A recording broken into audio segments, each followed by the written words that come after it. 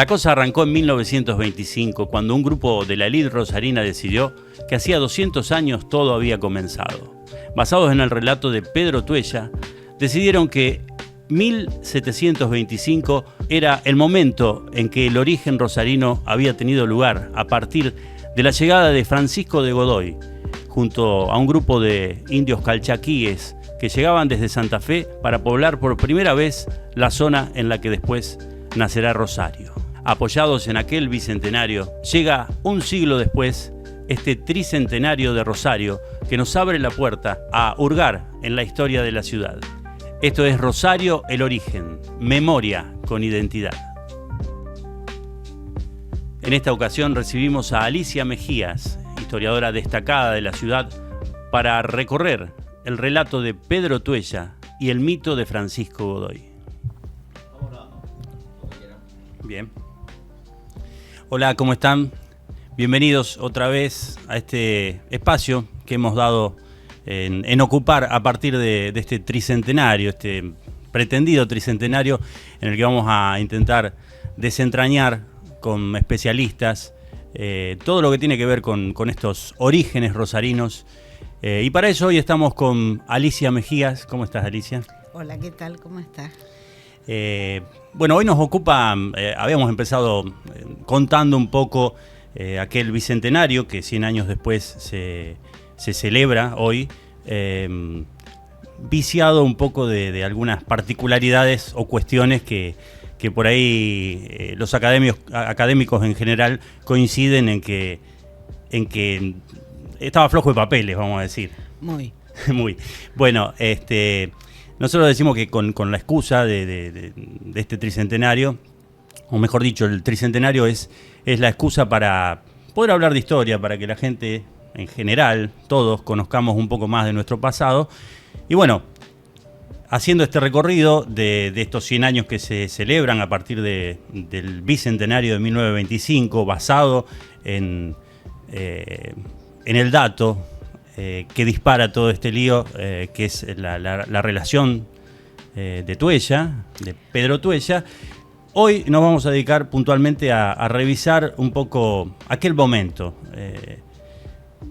Quisiera primero que me cuentes que nosotros teníamos como planteado una cuestión, un título muy periodístico, somos periodistas y tratamos de abordar la historia desde acá y desde nuestro oficio. ¿Qué pasaría si encontrás el título Rosarindia cuando los calchaquíes fundaron la ciudad de Rosario? ¿Qué te despierta eso? Porque en parte se pretendió que esto fuera así. Un esfuerzo publicitario importante. Estamos hablando entonces, la referencia es que en 1802 la relación de Tuella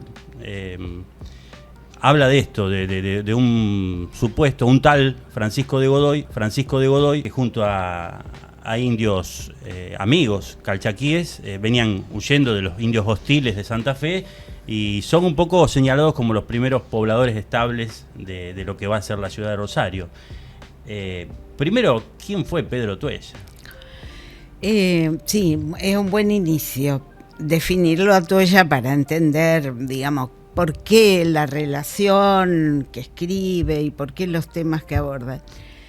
Pedro Tuella es un español que vivió como 40 años en Rosario, había tenido otros trabajos, era básicamente un funcionario de la corona española, había estado en Montevideo, donde se casó, luego había estado en las misiones guaraníticas, había sido maestro de escuela en las misiones, y acá en Rosario, digamos, que trabaja de todo lo que le resulta posible. Trabaja de maestro de escuela en un momento dado, en una pequeña escuelita, digamos, que funcionaba en la capilla, y trabaja también de agente fiscal. En versión del periodo era el encargado de la venta de papel, tabaco, naipes, pero básicamente era el que cobraba impuestos. Recaudador. El recaudador era muy españolista, muy monárquico, y precisamente por esa condición tuvo una historia muy complicada que en un momento dado, después de la revolución, o en los prolegómenos de la revolución, le cuesta el trabajo, lo echan de su trabajo de agente recaudador, porque pasa una situación muy complicada, que es que en determinado momento unos barcos españoles pasan por Rosario y bajan un grupo pequeño de marineros a la ciudad, el resto se va amenazado por milicias, y entre los que viene un paisano de él, un aragonés. Uh-huh.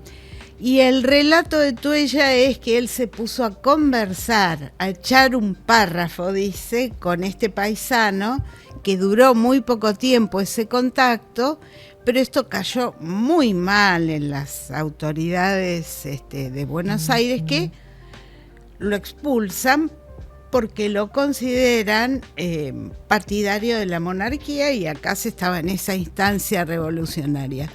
Finalmente le terminan perdonando los castigos y él vuelve a Rosario, etcétera, donde tiene su vivienda con su mujer y tiene un par de hijos adoptivos que van a ser muy famosos, Vicente Anastasio y María Catalina Echevarría, que él y su mujer, Nicolás Acostey, criaron como si fueran hijos propios.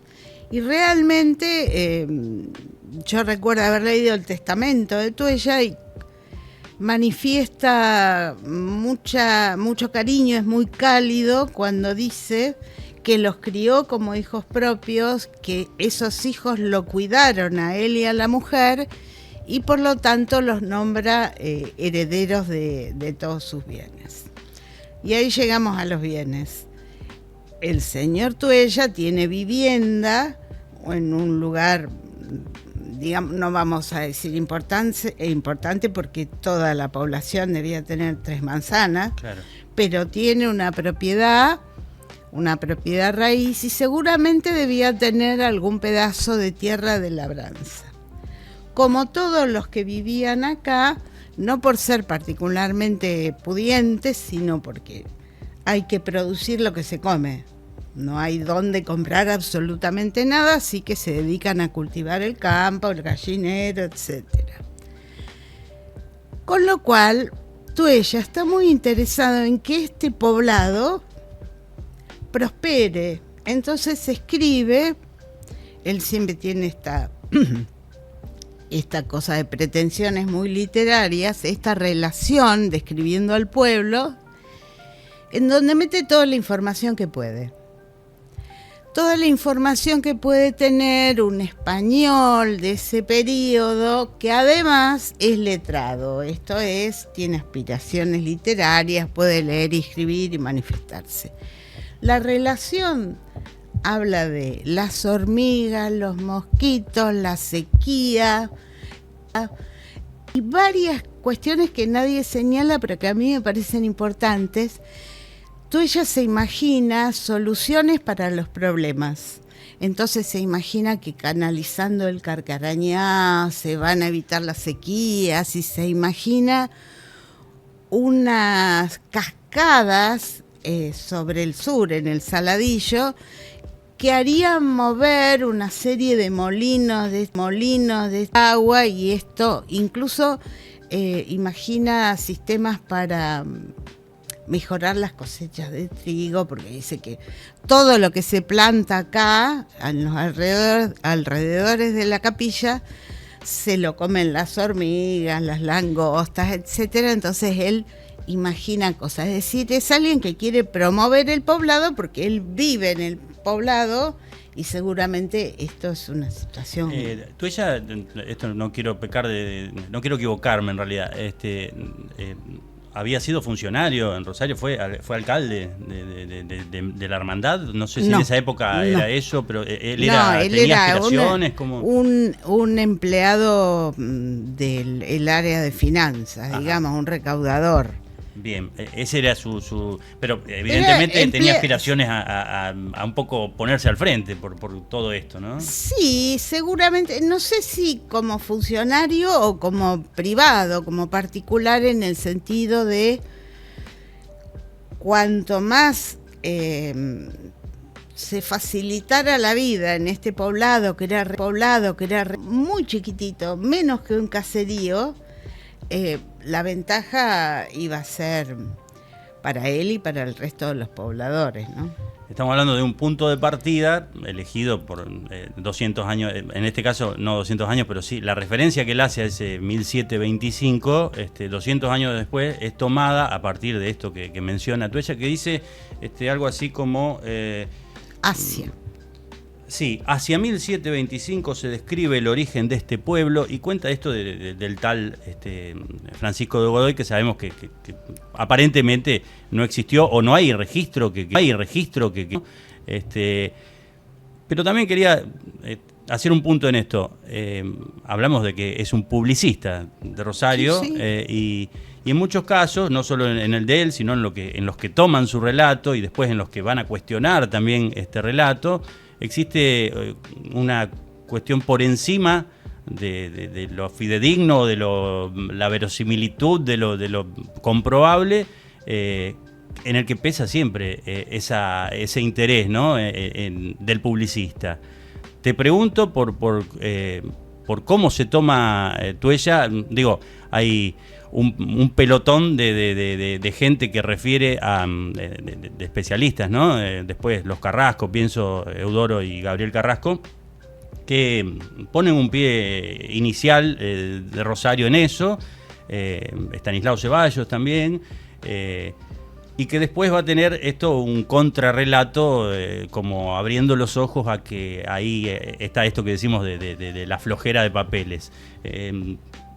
¿Cómo pensás, digo, que es referido como relato central, probado por varios, y cómo es también rechazado por otros? Si me podés contar un poco, digo, esas dos maneras de observar sí, este punto. Yo una de las cosas que señalaría como paradoja, no conozco la historia de todas las ciudades, obviamente, pero hay una cosa paradojal en Rosario, que es una ciudad que nunca fue fundada y lleva discutiendo sobre su fundación décadas, ahora centurias. Sí, ahora ya 100 años. Por un lado uno tiene que pensar en algo muy vinculado al pensamiento conservador. Esto es, la supuesta legitimidad de origen, incluso de nobleza, que daba para la monarquía española el gesto de la fundación. El conquistador o el fundador con la espada señalando la tierra, la cruz y la espada. Falta una foto. Eso legitimaba cualquier cosa. Claro. Y en Rosario ahí no solo estábamos flojos de papeles, sino que nunca hubo un papel porque nunca hubo un fundador. Por otro lado, y volviendo un poco a Tuella, que puede haber tenido por su comportamiento político en otras cuestiones esta impronta monárquica conservadora, Tuella escuchó a Tuella, le dijeron que hacia 1725 había venido un tal Godoy, pero él recoge relatos orales que pueden ser verídicos o no. En todo caso, lo que haría falta para chequearlo, ese y cualquier otro relato oral, es algún tipo de documentación que permita triangular la veracidad. Y él dice, hacia 1725 un tal Francisco Godoy vino con los indios calchaquíes. El movimiento de personas, de individuos, durante el periodo colonial, incluso después de la Revolución, y ni que hablar en el 19, es asombroso. A veces a uno, imbuido, digamos, de la dinámica actual, cuesta trabajo imaginar, pero que se hacían esos viajes que salían de Paraná y llegaban 4 meses después a Tucumán. O que, yendo a algo que es más conocido, que don Francisco Antonio de Candioti, primer gobernador santafesino, criaba mulas que iban a pie desde la ciudad de Santa Fe hasta Bolivia. Es una escala de movimiento. Hice el ejemplo con el ganado, pero con las personas pasa esto. Continuamente hay movimientos de gente y hay un montón de pueblos originarios que son nómades, gente que va y viene. Yo te diría, en las primeras décadas del siglo XIX todavía siguen migrando de Santa Fe a Rosario, no ya aborígenes, sino gente de la burguesía capitalina hacia Rosario, con lo cual siempre hay una corriente. Aunque esa corriente estuviera mediada por la escala de Coronda, San José, pero bueno, hay todo un movimiento que es constante, con lo cual no parecería que hay nada extraordinario.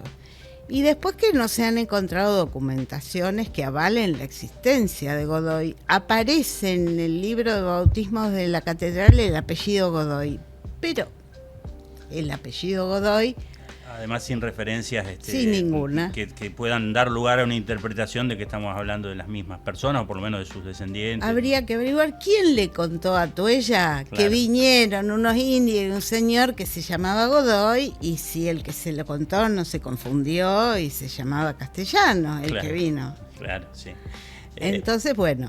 Yo quería, detenerme ahora a propósito que estamos hablando de esto, que digo, no es descalificable el hecho de la tradición oral, pero sí, como decís, sin ningún otro asidero que algo que anda dando vuelta por el aire.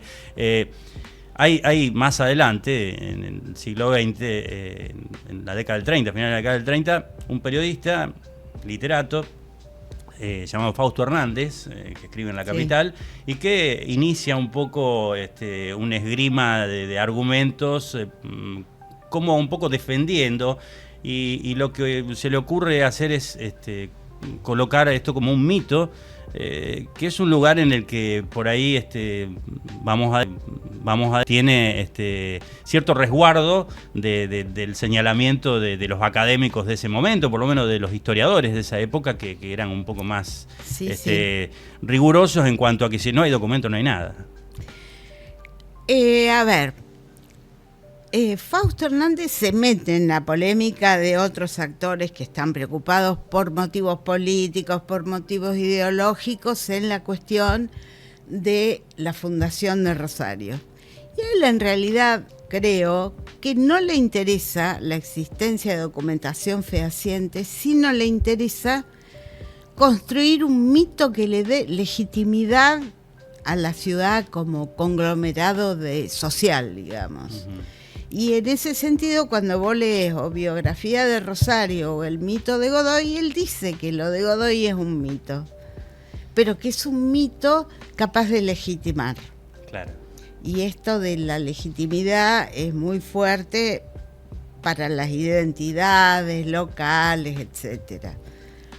Hay otros actores en esa polémica que están peleando por otras cuestiones diametralmente distintas, desde posiciones ultraconservadoras como las que te mostré, hasta posiciones que tienen que ver con la eterna querella, por lo menos en Rosario, entre laicos y católicos. Claro. Entre radicales personalistas y antipersonalistas, es decir, es un combo donde los actores se van enganchando en una polémica, pero cada uno con un bagaje particular, lo que lo hace muy complicado, porque es muy difícil desarmar esa madeja que se termina transformando en algo muy compacto. Solo algunas personas han tenido, un poco después de del momento crucial de esta polémica, y hablo de Juan Álvarez, la potencia necesaria para construir un mito nuevo y que ese mito sea aceptado por todo el mundo hasta el día de hoy como una cosa indiscutible. Rosario, hija de su propio esfuerzo. Te iba a decir, son las dos charlas siguientes tienen que ver primero con 1925, que es ese bicentenario en el que se enmarañan varios intereses y hay tironeos, y se trata de establecer esto, de de que todo empezó por allá, por 1725. Y este otro mito que, bueno, me interesaría, lo vamos a abordar después con otros invitados, pero me interesaría que cuentes un poco, ya que estamos con Juan Álvarez, que me parece un actor principal en esto, porque acomoda un poco... Por la potencia que tuvo en términos de la recepción de su historia de Rosario, que es en sí mismo un gesto de legitimidad. A este lugar baldío que nunca fue fundado, etcétera, le plantamos una historia de 500 páginas, muy recortada, pero muy documentada. Claro. Muy sesgada en términos ideológicos, digamos, nunca habla demasiado del movimiento obrero. Sí, no, se puede decir también, pero, de alguna manera replica en parte lo que Tuella quiso hacer a su modo, pero desde otro punto de vista, desde otro lugar.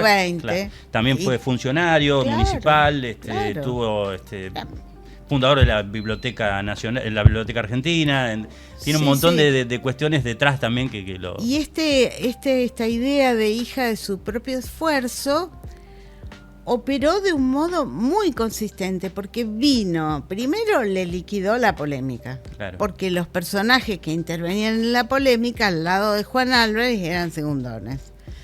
En el mejor de los sentidos, no tenían el prestigio académico, profesional, etcétera. Así que por ese lado sutura una parte de la herida. Y por otro lado, es una poderosa arma de legitimidad. Mira, para ponerte un ejemplo. Cuando Rosario tuvo su boom económico, demográfico, donde venían inmigrantes, venían capitales, venían barcos, etcétera, se empezó a hablar muy machacosamente, a usar una expresión que es: Rosario es un emporio comercial. Y en realidad todavía no era un emporio comercial, comparado con otros puertos, y hay un discurso fuertísimo que dice que es la esperanza de América, la esperanza de Argentina, que si Rosario crece todo el país va a florecer. Y eso también tuvo una enorme, que fue un mito, porque en realidad iban muy bien los negocios, funcionaba bien el puerto, había muchas posibilidades de enriquecerse, esto ocurrió en el 19, como todos sabemos, pero un emporio comercial me parece excesivo. Demasiado. Porque además, en términos comparativos, lo comparaban con el puerto de Nueva York y Rosario era mejor, con Amberes y Rosario era mejor. Es decir, es un mito en tanto exagera, digamos, hipertrofia, claro, una realidad que es buena, digamos, de prosperidad anunciada. Construyeron un mito con eso que fue como un motor, como un argumento que incentivaba ese desarrollo capitalista salvaje que tuvo Rosario en ese y funcionó porque fue aceptado, promovido y difundido por la mayoría de los habitantes. Retiro, no de los habitantes, la mayoría de quienes tenían posibilidades de usufructuar ese emporio comercial. Claro, ¿a quién iba dirigido? A los conventillos no iba, no obviamente, pero operó con mucha eficacia, digamos. Te iba a decir, veo que está Juana para hablar con nosotros. Tenés apuntadas algunas cosas, sí, acaso, porque es bueno, otra cosa que ya hemos hecho, y que lo hacemos a propósito, aprovecho para promocionarnos nosotros mismos, autobombo, pero nosotros tratamos desde Sucesos Rosarinos, que es un poco la madre de estas charlas, esos libritos amarillos que en los que abordamos la historiografía local desde la prensa, una cosa que has hecho mucho y que me saco el sombrero porque sé que has investigado muchísimo sobre el tema y bueno, tratamos de poner en esas voces de esa época un poco lo que pasaba para intentar comprender hoy lo que pasaba antes y lo que pasa ahora. Pero está Juan Álvarez. Nada, yo marqué un pequeño párrafo, no lo voy a leer textual porque es muy largo. ¿Para qué le sirvió en 1925 festejar un bicentenario más ficticio que real o totalmente ficticio? Vinieron buques, el Almirante Brown, el Jujuy, el Paraná y el La Plata. Vino el presidente Marcelo Torcuato de Alvear, con misas, Te Deum, vinieron aviones, que era una cosa muy novedosa para la época. Hubo Te Deum, todo esto lo estoy leyendo del trabajo de Álvarez. Te Deum, banquetes, se representaron óperas, fuegos de artificio en los barrios, se colocaron piedras fundamentales, particularmente en el Correo y en el Estadio Municipal, 2 construcciones que todavía tenemos. Se abrió una colonia de vacaciones en Carcarañá, se abrió un museo de ciencias y artes,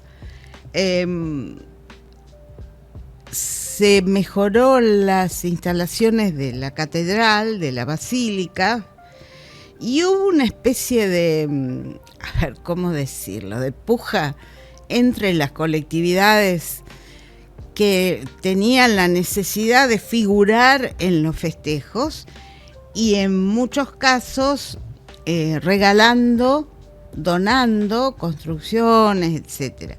Dice Álvarez: los franceses donaron una artística escultura, los españoles y los belgas sendas fuentes, el Jockey Club la Diana del Rosedal, los ferroviarios una placa en honor a Stephenson, el inventor de las locomotoras. Hubo un acto inaugural en la nueva sede de San José, del Colegio San José, bailes en el Jockey Club, en el Club Uruguayo, en el Italiano, en el Español, carreras en el hipódromo, torneos de ajedrez, y sigue el relato de todo lo que hicieron. Y con un poco de sorna, Álvarez dice: al final Alvear estaba cansado de tanta piedra inaugural, de tanto festejo. Y hay algo ahí de lo que no hablamos, esta disputa, esta madeja de discusiones, de argumentos, tuvo una utilización política. Evidentemente este brillo de festejos y fiestas, inauguraciones, en donde se sacaban chispas a ver quién cotizaba más, afortunadamente, sí. Tuvo claramente un rédito político, es decir, hay una utilización política de la historia para un rédito concreto y cerquita, que era: estamos festejando los 200 años, aunque estemos flojos de papeles. Totalmente. Pensaba en esta guerra de mitos también, ¿no? Y cuando el mito es fundacional, da que sospechar, porque todo lo que infiere un recomienzo tiene políticamente, por lo menos, un señalamiento de algo sospechoso. En algún punto hay como una sinrazón, porque Romero de Pineda, que fue el primero dueño de estas lonjas de tierras, estaba acá desde 1600 y pico. ¿Con quién habló Tuella que le dijeron que había venido otro más de medio siglo después? Porque Romero de Pineda, yo creería que 1009 ya había construido su estancia. Sí. Donde uno le puede calcular que viviera él con su familia y 30 peones, pero es un foco poblacional. Un hito, claro. Ludueña, Antonio de Ludueña también tenía una finca, un rancho, sí, pero lo que había para la época, mucho antes de lo que señala Tuella. Entonces habló con alguien que estaba confundido, o él se confundió. Claro. Te quería preguntar por señalar un poco la cuestión que tiene que ver con esta carencia de fundador, de acta de fundación. Si te parece que eso dispara o potencia esta obsesión que tenemos los rosarinos por encontrar un origen, como sea, o buscarlo por lo menos. Es lo que te decía antes, la paradoja de que todo el tiempo está en tela de juicio de dónde venimos. Y también hay un punto en donde uno dice: no tiene sentido. A ver, este pueblito que arrancó con Romero de Pineda, con Antonio Ludueña en tiempos coloniales, se empezó a poblar porque era un buen lugar. Había agua, estaba al lado de un río. Estamos hablando, en el periodo colonial Rosario vivía del río, no de cara al río, ni íbamos a pasear a la costanera, vivían del río. Claro. Todos los productos manufacturados llegaban por agua. Era más rápido viajar hasta la capital del virreinato por agua que a caballo, porque no había rutas, no había camino de cursos de agua, de arroyos, con lo cual era muy penosa la travesía. Entonces la gente dependía del río para su vida cotidiana, y acá el río funcionaba espléndidamente. Había en un pedazo barrancas que protegían a las naves y en otro punto una bajada anchísima que es Sargento Cabral, que era mucho más ancha de lo que conocemos ahora, que era una bajada natural para llevar mercaderías, etcétera. Y bueno, como el lugar era bueno y el clima era bueno, más allá de las hormigas y las sequías que cuenta Tuelia, la gente se fue radicando porque era un buen lugar para vivir, una cosa absolutamente de sensatez. En ese punto, ya a principios del siglo XIX, aparte de ser atractivo como lugar para vivir, era un lugar relativamente tranquilo. Las grandes contiendas de las guerras civiles, no es estado totalmente al margen, pero no es el noroeste, claro, no es Buenos Aires, entonces eso también atraía también, claro, atrae población. Y yo trabajé el censo de 1815 y hay una cantidad como 7-8 mil personas más o menos, y ahí uno tiene la convicción de que debe haber sido un lugar muy interesante para vivir, porque vive gente brasileros, peruanos, napolitanos, portugueses, gente de Buenos Aires, de las provincias del noroeste. Esto está esclavos, algunos aborígenes también, pero está refiriendo que era un lugar interesante. Claro, porque hay un atractivo de Rosario, pienso yo, después de Urquiza inclusive, que es una cosa promisoria, el puerto o los primeros muelles, cosas con un desarrollo posterior que se entiende, pero hay ahí también un vacío, así como en la Rosario colonial, en esos primeros años de la villa, antes de ser villa, en el que Rosario debe haber tenido, como decís, algunos atractivos que por ahí no conocemos, como lo otro. Para la vida colonial y las limitaciones que tenían los habitantes en el periodo colonial, es un lugar fértil, donde vienen bien los sembrados, y aunque es una época previa a lo que nosotros ahora conocemos como agricultura, claro, la única forma de comer una manzana era plantar un árbol de manzana, no había verdulería, sí, obviamente. Claro. Y lo mismo con la harina, con los cereales, con las carnes. Y era un lugar donde la prosperidad era posible en ese sentido, más allá de sequías, inundaciones, etcétera, que las seguimos teniendo. Y ahí se fue armando un conglomerado de gente que se fue radicando paulatinamente, con lo cual son orígenes poco ilustres, digamos, claro, un amontonamiento de gente ahí. Entonces le venía bien. Mirá si hubieran encontrado un fundador. Claro, hubiera sido más que conveniente para el relato. Pero nos ponemos los blasones. Vamos a ir y venir como hemos hecho en las conversaciones anteriores, y lo haremos en las que vienen, ir y venir en el tiempo con una posibilidad que tenemos, hablar del presente, porque hablamos de historia, estamos hablando de historia, haciendo un programa especial sobre historia. Una de las cosas que nos abre la puerta a esta celebración de este supuesto tricentenario. Quería preguntarte, ¿qué te parece que... apuntemos a lo propositivo y preguntarte qué te parece que puede llegar a ser favorable para la ciudad, para la historia de la ciudad, ¿Qué puede dejar de bueno este tricentenario? Más allá de los cuestionamientos, digo, ¿no? Los cuestionamientos que tienen que ver con los registros históricos. Realmente me cuesta pensarlo más allá de las cuestiones que uno, digamos, se informa públicamente. Hay un plan de obras que vienen con el logo de Tricentenario. Otros años hubo planes de obras sin logo de Tricentenario y las cosas se hicieron igual. Yo no logro enganchar exactamente cuál va a ser el rédito político en términos políticos. Claro. Cuando pase el año del tricentenario no hayamos tenido un día para festejar. Claro.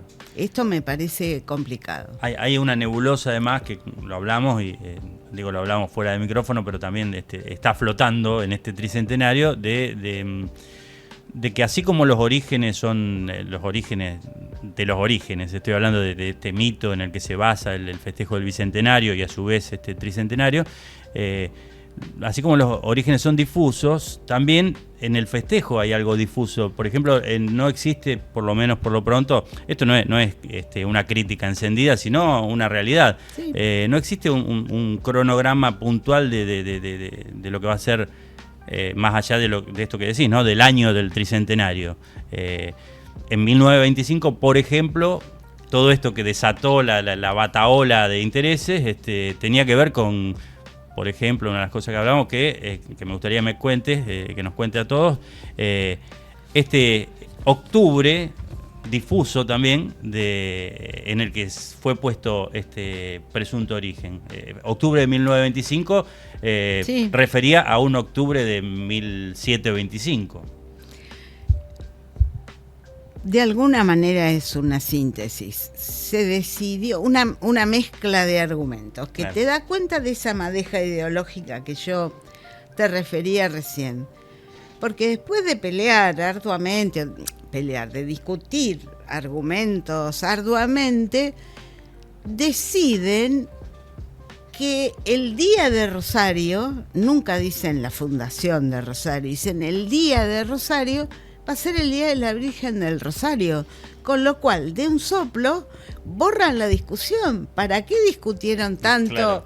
el tema de la fundación si después no tiene nada que ver?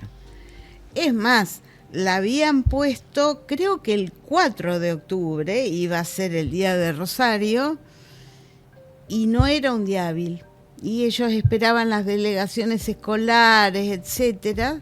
Entonces decidieron correrla al 7 de octubre, que coincide con la batalla de Lepanto y claro.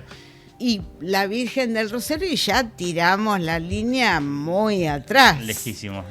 Inclusive tengo entendido, porque yo te contaba, Antonio Caferata, que es uno de los que agita la bandera del Bicentenario y se jacta, entre otros, de haber sido quien llevó adelante esta iniciativa. Antonio Caferata, concejal en ese momento y historiador del momento, habla en algún momento de que no daban los tiempos y se iba a hacer en enero esto. Y en enero no da, porque no había momento, no había, claro. Por eso también esto marca un poco esa flexibilidad que va más allá de... La circunstancia permite que sea en todo el año cuando claro, vos quieras. Exacto.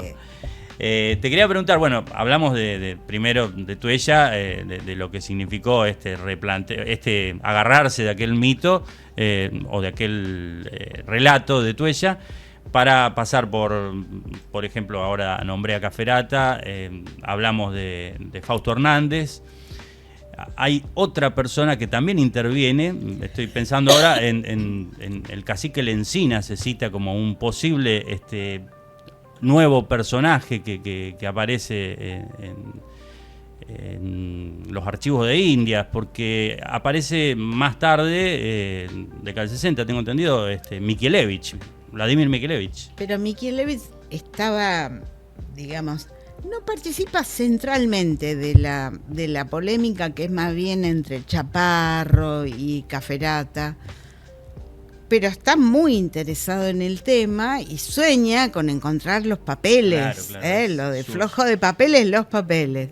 Y se va a España, al archivo de Indias, seguramente con un importante sacrificio económico, a buscar la fundación de Rosario y no la encuentra. Otra vez la obsesión, digo. Claro, no la encuentra.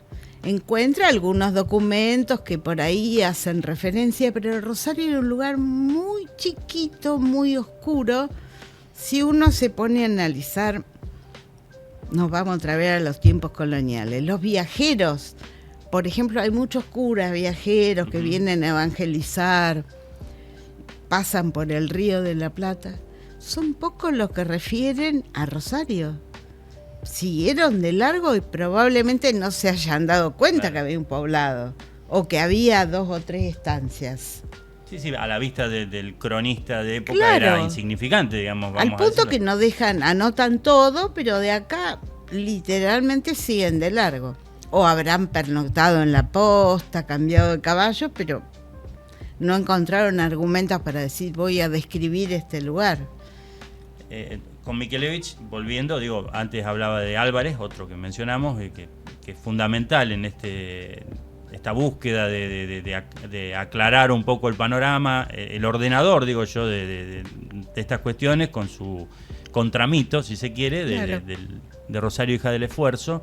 ¿Qué lugar te parece que ocupa, si bien no se mete en este debate, en la discusión, qué lugar te parece que ocupa en la recolección de memoria de Rosario Mikelevich, que va a ser también un protagonista de su tiempo, sí, en ese sentido, sí, ¿no? Creo que ocupa un lugar fundamental, un poco complicado. Mikelevich es un cronista, es decir, hace crónicas, hace efemérides. En ese sentido, poniéndole comillas, uno dice, trabaja a la antigua, ¿eh? Ya no, ningún historiador profesional trabajaría a partir de eso, pero debemos convenir todos en que el trabajo de recopilación y guardado que hizo fue monstruoso. Yo no conozco, por lo menos en el país, el caso de otros historiadores que hayan tenido el acervo que logró tener él. Los diarios, las revistas, y trató de catalogarlo. Incluso su diccionario, viste que él escribe un diccionario, es un poco extemporáneo, parece de la época de la enciclopedia, porque él pretende anotar todo, pero absolutamente todo. Y si vos ojeás el diccionario, te encontrás la palabra calandria y atrás te encontrás cementerio anglicano y atrás, y pone todo sin solución de continuidad. Claro, todo pegado está. Ya se desfigura Es por orden alfabético. Claro. Porque es un diccionario. Y la pretensión es, yo voy a juntar y recolectar todo lo que haya sobre Rosario. Y casi lo consigue, porque la verdad que tiene... Yo mirando el archivo de Mikelevich me llamó la atención que tiene documentación que no sé cómo conseguía, alguien se la mandaba, de publicaciones sobre Rosario en otras ciudades o países, cosa que es muy difícil, claro. Porque acá él podía juntar y tenía gente que lo ayudaba. Pero tiene guardadas, por ejemplo, publicaciones de la revista Gente de Buenos Aires, de la década de 1960, que tenían una de esas notas de color sobre los rascacielos, Barrio Martín, algo de eso, guardada. En ese sentido es realmente el aporte de la colección de fotos y de periódicos fantástico. Hay que reivindicarlo. Ahora, no hacía interpretación de los textos. Claro. Bueno, yo quería vincularlo un poco con otro que también interviene en esto, que por ahí lo mencionaba, que es Gabriel Carrasco, que también no me mire feo porque sé que por ahí no es santo de tu devoción, pero está bueno repasar esa situación. Yo digo que hay un hilo conector. El Carrasco del siglo XX es un poco Michelevich. Sí. Y digo en el sentido de esta... los anales del Rosario de Santa Fe tienen un poco también esa pretensión de ser el explicativo del Rosario que hasta ese momento no se había explicado. Por lo menos. No, y es una forma de trabajo muy del 19, los anales, ¿no? Que también es una especie de efeméride, año por año y por orden cronológico. Gabriel lo hereda de Eudoro. Claro. El padre es el que empieza a coleccionar. Primero colecciona, que yo conozca, prensa. Es más, yo te decía, la prensa que conocemos del siglo XIX, en su mayor parte la coleccionó Carrasco. Y en ese sentido también, en buena hora, que le dio por coleccionar, y coleccionó todo lo que encontró. Ahí incluso están colgados, en la municipalidad digitalizó todo, hasta los originales manuscritos de algunas de las publicaciones del siglo XIX, que son realmente un tesoro, ¿no? Totalmente. La prensa histórica de Rosario digitalizada. Y Gabriel Carrasco continuó en parte con la práctica esta de guardar. Y reescribió, los anales tienen distintas ediciones, la última edición, que es la más cercana, ya trabaja Gabriel con materiales, fuentes más contemporáneas para él, ¿no? Yo te quería preguntar una cosa que también hemos abordado y quiero aprovechar que estás acá con nosotros, echando un poco de luz a todo esto. Bueno, esperemos. Sí, quiero hablar la importancia de los documentos. Digo, en un momento eran más importantes que cualquier cosa que exista el registro, pero también yo hablo un poco desde afuera, ¿no? Desde la curiosidad, pero el historiador, en algún momento el documento tiene el valor que ha tenido en el siglo XIX, por ejemplo, sí. Pero le agregó la interpretación, que es un poco... hablamos con Darío Barriera otra vez y decíamos que la dinámica, esta arena de discusión que es la historia, hace que se generen este tipo de roces de distintas miradas. Te quería preguntar cuán importante es el documento en la actualidad, o por lo menos en la historia contemporánea, en función de todo lo otro que hay alrededor de los documentos, como por ejemplo esto de la interpretación o de la conjunción del documento con la época, qué sé yo. Para los académicos, los que nos dedicamos profesionalmente, el tema de los documentos es central. De cualquier manera, hay otros... ¿cómo decirlo? Todas las sociedades, además del registro escrito, tienen registros no escritos. Cuestiones que impactaron a favor o negativamente en cómo funciona esa sociedad. Y te voy a dar un ejemplo más que trivial y más que contemporáneo. El aglutinante social que produjo un insulto después de todo secundario, que era el de Comegatos, fue muy identitario, enojó a toda la ciudad de Rosario, a todos los habitantes por igual, y desencadenó polémicas, etcétera. Entonces, ese componente que puede no tener, en este caso lo tenía porque fue algo contemporáneo, quedó escrito, ese nudo, digamos, de tensión dio lugar a un montón de cosas que todavía hoy se recuerdan y todavía hoy siguen siendo ofensivas para muchos de los habitantes de la ciudad. Claro. Y entonces también tenemos los documentos, pero también hay que estar atento a estas otras cuestiones que no son cualquiera, son algunas que produjeron que tuvieron un peso particular y que tienen que ver con el imaginario colectivo que se construye. No sé, estoy tentada a hablar del fútbol, de lo que no sé nada, pero hay pero como una fenómeno, cosa fuertemente sí, claro, identitaria en Newell's y Central, etcétera, que son absolutamente rosarinos, aunque haya sedes en Barcelona de los clubes. Tienen que ver con la identidad local. Entonces, el documento es muy importante, pero también hay otras cuestiones que quedan sobrevolando que también hacen a estas cosas identitarias.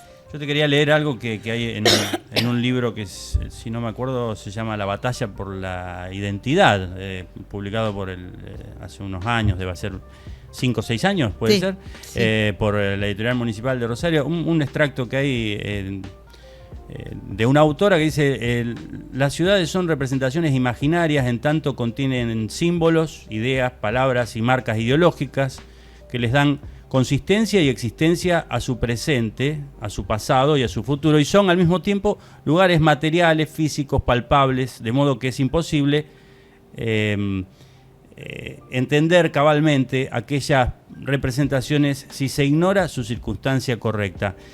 Esto lo escribiste vos, ¿no? Sí, pero no, digo, lo acabas de decir un poco antes de que yo te lo plantee, pero existe esa situación, y viene muy al caso con esta charla alrededor del tricentenario, de la búsqueda de los orígenes, ¿no? De los orígenes, Es ¿no? Fausto Hernández que dice: yo sé que Godoy no existió o no vino con los calchaquíes, pero no importa, es un mito fundacional que a mí me interesa que funcione. El tema es que ese mito de Fausto Hernández no tuvo el peso específico que tuvo en la ciudad hija de su propio esfuerzo.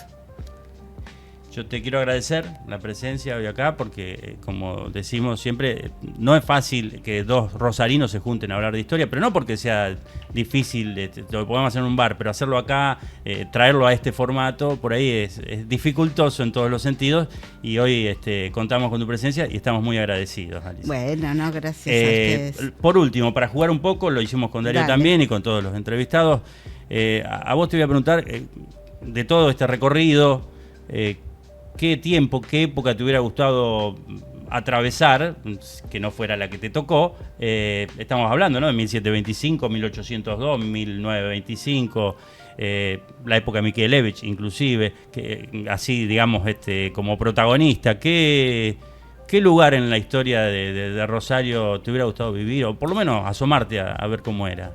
A mí me hubiera gustado, a ver, lo mío es, digamos, una deformación profesional. A mí me encantan los inicios de Rosario, los inicios del boom demográfico y económico de Rosario. Me resulta atractivo. Yo siempre trabajé sobre el siglo XIX, ¿qué estarán haciendo estos tipos? Claro.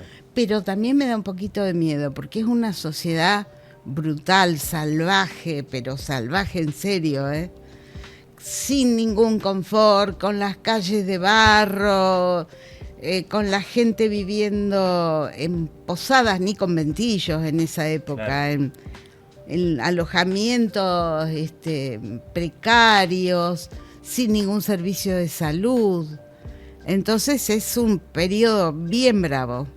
Y con señores haciendo negocios de un modo desenfrenado, por decirlo elegantemente, ¿no?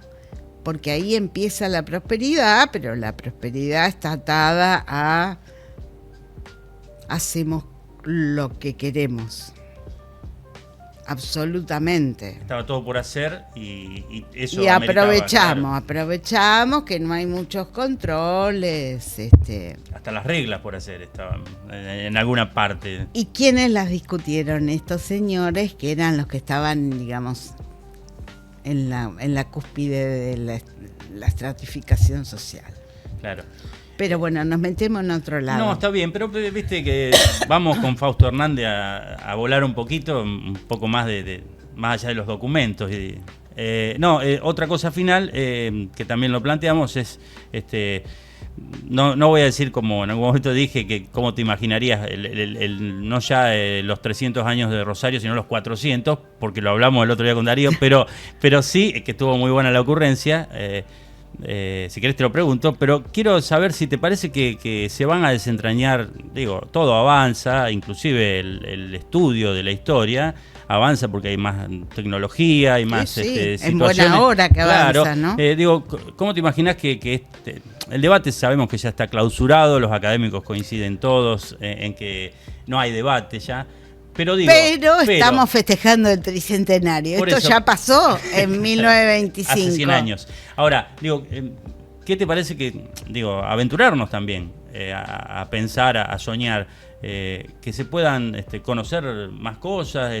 ¿Qué pensás de la historia en adelante mirando todo este pasado? A ver, que se puedan conocer más cosas, circunstancias y personajes, eso siempre pasa y gracias a eso hay avance en el conocimiento de la historia. Claro. Digo, si estuviera todo dado y dicho, se terminó. No trabajamos más. Con lo cual tengo expectativa de que aparezcan informaciones, como decimos los historiadores, fuentes nuevas. Pero respecto específicamente al tema de la fundación, no creo, porque se han agotado todas las vías, los que estaban a favor de la fundación y los que no, yo creo que ya eso sí está agotado. Pero no me extrañaría que festejemos los 400 años. En esta ciudad todo puede pasar.